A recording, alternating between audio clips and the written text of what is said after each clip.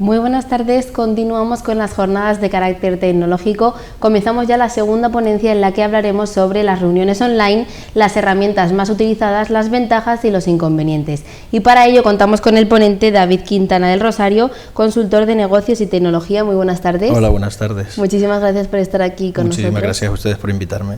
Si quiere, comienza hablando. Bueno, pues soy consultor de negocio y de implantación de nuevas tecnologías. Y bueno, hoy me han invitado para hablar de videoconferencias y reuniones virtuales y hay que pensar que estas herramientas hace poco, antes de la pandemia, pues eran herramientas casi marginales, ¿no? Porque incluso en grandes empresas habían salas implantadas para videoconferencias, pero los empleados preferían trasladarse y tener las reuniones presenciales. Y después también a nivel de unir familias, gente que estaba pues expatriada, trabajando en otro sitio, pues. Pero a partir de la pandemia, por ejemplo, en el mes de abril, Zoom se había multiplicado por 50, ¿no? un 5.000% de incremento, Hangout también cerca del 5.000, Skype, que está un poco más implantada, pues la tuvimos a casi el 20 veces más de uso, ¿no? Y eso ha demostrado pues que al final ha tenido un incremento espectacular, que yo creo que además ha venido para quedarse, ¿no? Porque yo creo que la barrera era un poco también la capacidad tecnológica de la gente de saber utilizarla. Y yo creo que eso, o sea, es como el QR, ¿no? Antes la gente pues no sabía ni cómo se capturaba un QR y ahora todo el mundo lo de esto.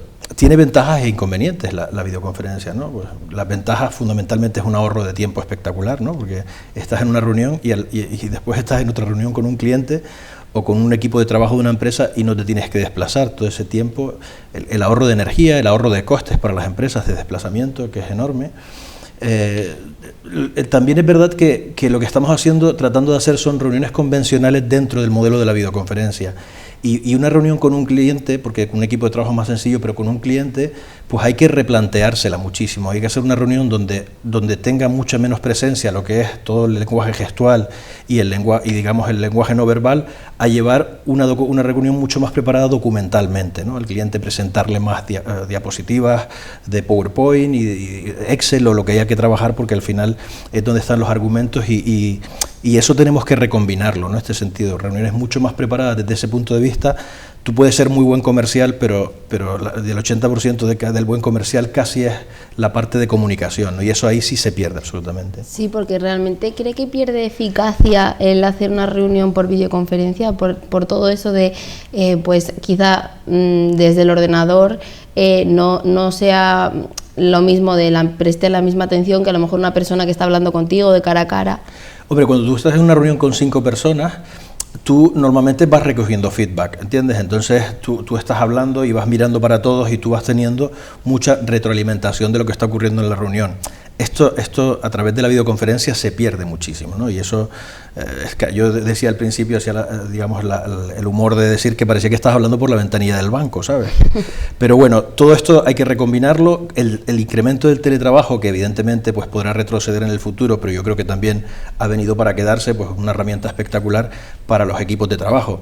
Antes, para reunirte, sobre todo una empresa, imagínate que estuviera aquí en Tenerife y en Fuerteventura, pues el coste de reunirse 3 compañeros tenía un coste económico y casi lo imposibilitaba. Hoy reunirse personas de 3 sedes es hacer así y hacer una conexión, etcétera. Lo que pasa es que hay que cambiar la mentalidad y tener conciencia de que si vas a convencer, vas a tener que ser mucho más alemán convenciendo que español en este sentido, ¿no? Después, en cuanto a herramientas, o sea, depende para que utilicemos la videoconferencia, ¿no? O sea, la videoconferencia, pues digamos, si lo separamos un poco por parámetros para tener en cuenta, pues es la disponibilidad de la herramienta, ¿no? Si tú vas a hacer una videoconferencia 1 a 1, pues por ejemplo una herramienta que es espectacular es el propio WhatsApp, ¿no? Porque al final te permite hasta 8 usuarios conectados, es gratuita y digamos que si vas a estar en el móvil la tienen todas las plataformas móviles y es una herramienta muy útil. Skype también ya lo era en ese momento porque está para todas las plataformas. Skype tiene también la aplicación de escritorio. Estamos hablando siempre de Skype personal y después también está la herramienta de Skype vía web, o sea que ni siquiera hay que tener un cliente instalado en el escritorio, sino se puede acceder desde Linux, desde Windows y desde Mac, ¿no?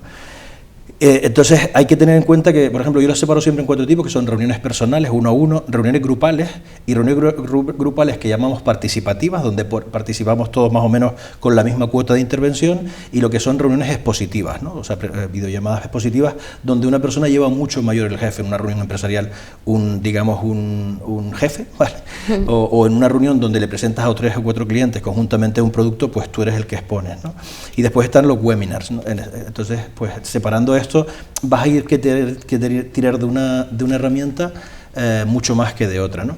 Entonces, incluso después, por ejemplo, las reuniones participativas grupales dependerán de si son reuniones corporativas, o sea, de empresa, donde, por ejemplo, hay gente que tiene implantado el Teams de Microsoft, pues lo haces a través de la red corporativa, etcétera, o reuniones grupales con clientes donde la gente me pregunta cuál es la mejor herramienta. Pues yo creo que tendrías que controlarlas todas, porque muchas veces un cliente te dice, oye, yo no tengo Whereby, yo no tengo Zoom, yo funcionaba con Skype. Pues tú tienes que ser capaz de mantener una videoconferencia con un cliente en Skype y entender la herramienta, porque lo peor que te puede pasar en una hora de reunión es estar titubeando cómo se hace esto, cómo activo el escritorio compartido, etcétera, ¿no? Entonces, yo creo que la herramienta, tú puedes tener una herramienta en compañía, las herramientas hoy día también, la parte gratuita de cualquier herramienta tiene un despliegue espectacular de recursos y, o sea, tiene pocas cosas que no puedes hacer, ahora las comentamos un poco, pero lo que sí que es verdad es que en un sitio donde vayas a hacer una exposición con documentos, pues tiene que tener un desarrollo muy bueno del tema de compartir documentos y que no se quede, por ejemplo, como algunas herramientas que se quedan en una ventana pequeña y es incómodo, ¿no? Que se pueda hacer a pantalla completa, ¿no? Y después también la facilidad de uso, ¿no? Sobre todo la facilidad de uso, porque hay herramientas que son muy como Zoom, que Zoom tiene una cantidad de cosas espectaculares que puedes hacer, pero es que al final te encuentras muchas veces perdido. Es de las más ergonómicas, fácil encontrar cómo poner todos los participantes, un solo participante, pinchar 2 veces un participante para verle el hocico, ¿no? Como decimos nosotros. Pero entonces, con ese rango de oportunidades, si eres autónomo, si eres una empresa pequeña, las soluciones, yo aquí me he hecho una chuleta un poco de las principales herramientas, de un poco las que más se están utilizando hoy, que tienen la mayor cuota de mercado, y que sería, por ejemplo, bueno, WhatsApp y Skype, como hemos dicho, es para herramientas individuales de 1 a 1, pequeñas reuniones. Después el Zoom, lo que pasa es que el Zoom pues tiene la limitación, que Zoom tiene 100 participantes, pero gratis son 40 minutos, ¿no? Entonces, pues, si vas a estar con un cliente y la reunión es corta, después queda muy mal decir, oye, pues cortamos y volvemos a conectar, ¿no? Si son 1 a 1, son ilimitadas las llamadas por Zoom, ¿no? Que es una de las herramientas, una de las líderes, ¿no? Después el Hangout, que es de Google, junto con Meet, son reuniones de 10 personas gratis sin límite de tiempo, ¿no? Entonces, pues eso aparentemente es una tecnología que está muy bien desarrollada y con el soporte de Google, ¿no? Y después está el Meet, que tiene la versión de pago y la versión gratuita, que en la versión gratis se pueden reunir hasta 100 personas, y ahora desde octubre para acá le pusieron la limitación de 60 minutos, ¿no? De reunión. Después lo que hace es apagarse la imagen y lo que sigue es en reunión de audio, ¿no? Y después hasta 250 personas si es de pago, ¿no? O sea, es una herramienta espectacular. Y después hay una herramienta que la gente conoce muy poco, que se llama Whereby, o sea, where, de dónde en inglés, y by, de por, ¿vale? Que en inglés todo junto significa por lo cual. Pues es una herramienta que es whereby.com, que es gratuita, hasta 4 personas, y es espectacular porque no necesitas, le mandas una invitación a un cliente, que es una página web, con tu empresa, normalmente a partir de una barra, el cliente lo pincha, se le abre una web, dice, oye, compartir cámara y micrófono, le dices que sí, y ya te queda funcionando, nada de como Zoom, que tienes que bajarte la aplicación, descargarla. Entonces es una herramienta que puedes tener muy en cuenta para estas reuniones así muy casuales y con clientes sobre todo que no estén acostumbrados a manejar la herramienta, ¿no? Entonces, pero digamos que podríamos estar hablando 6 horas de herramientas de esto, pero fundamentalmente 2 cosas que sí me gustaría que quedaran son: existen muchísimas herramientas. Yo, si es una herramienta que utilizo a nivel empresarial, yo las controlaría más o menos todas, porque un cliente te puede decir, oye, yo no tengo la tuya, lo hacemos con Zoom. Tú tienes que ser capaz de tener más o menos un entrenamiento en esta herramienta. Distinguir muy bien las herramientas de reuniones one-to-one, o sea, 1 a 1, hacia grupales con participación o sin participación, y los webinars. Por ejemplo, webinars siempre tenemos que estar hablando, cuando tú haces una exposición y das un curso, tienes que tener un control muy importante de lo que es lo que hacen los usuarios, ¿no? Pues ahí estaríamos hablando del Zoom de pago o el Meet de pago. Ahí yo no me arriesgaría a hacer un webinar de manera importante pues con herramientas gratuitas porque puede afearse un poco, ¿no? Y otra cosa importante que me gustaría añadir es que, y esto no se sabe, que si vas a grabar la reunión tienes que decirlo, pero no solo tienes que decirlo, sino tienes que tener el consentimiento tácito por email o por esto, o sea, explícito, de los intervinientes, porque, claro, cuando tú dices, puedo grabar la reunión, supuestamente no está grabando, te dicen, sí, no hay problema, grabas la reunión, la emites en algún lado y no tienes el conocimiento por escrito de esas personas. Entonces es súper recomendable, porque esto abre todo un mundo legal nuevo, que es importante pues tener esto en cuenta, ¿no? Y después, siempre una pregunta que me suelen decir es si son seguras, ¿no?, las aplicaciones estas. Bueno, absolutamente son seguras, pero si tú le mandas a una persona por email la reunión y la contraseña, por ejemplo, como en Zoom o con muchas otras herramientas, y dejas el email abierto, etcétera, pues se te puede colar. Dices, pero ¿cómo no vas a notar que se te cuela aquí en una reunión? Pues ha pasado, una reunión de 25 personas, de 3 o de 2 empresas, se cuela uno, y esto es como en las bodas. Uno piensa, oye, eso es de la familia del novio, y otro de la novia. El tío se traga la reunión completa, y eso, de hecho, pasó en el tema de una reunión secreta, un comité secreto del Comité de Defensa de la Unión Europea.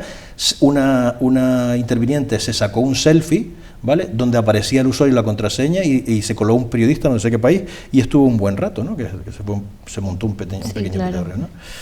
Entonces yo, como se dice, de 5 céntimos de la cuestión, pues yo creo, no sé si surgen preguntas a este respecto, ¿no? ¿Tienen algún tipo de aspiraciones por perfeccionar quizás este tipo de videoconferencias para el futuro? Bueno, de hecho, digamos que antes del boom de la pandemia, Zoom era una aplicación que estaba funcionando bastante bien, pero era poco utilizada.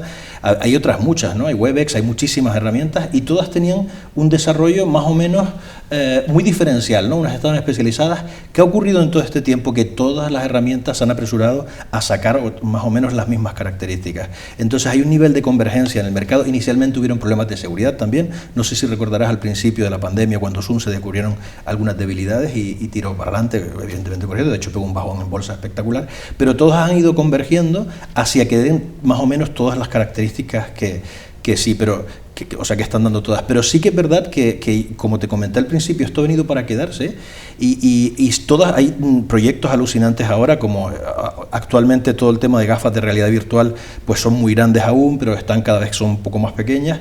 Pero en un momento dado yo creo que el futuro de esto, y de hecho hay bastantes iniciativas a este respecto, pues son tener, en vez de verlo en la pantalla del ordenador, pues verlo en una gafas, ¿no? Entonces al final la gafas puede llegar a virtualizar una habitación, y cuando la presentación, en vez de ver el PowerPoint, pues la puedes ver en una pared dentro de las propias gafas, ¿no?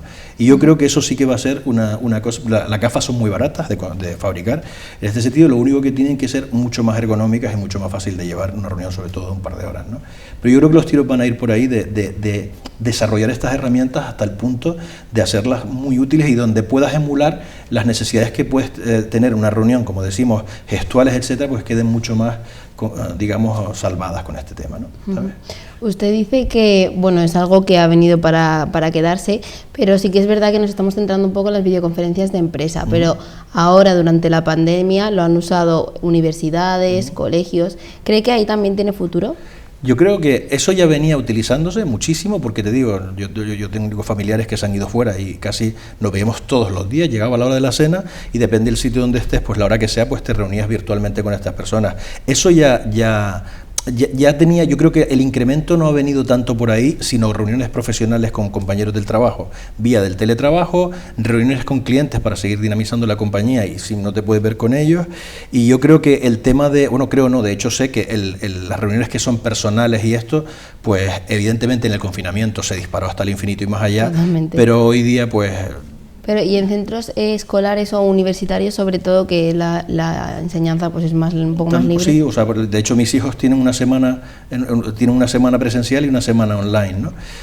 Eso hay que darle 2 vueltas, ¿no? Porque al final consigues que los niños se escaqueen, ¿eh? O sea, pues yo al final tengo que estar, si coincido que estoy en casa, pues tengo que estar ahí, porque le dicen apaga la cámara y apagas la cámara y claro, puedes dedicarte incluso a jugar la Play paralelamente, en el trabajo, escuchando lo que ocurre en la Unión.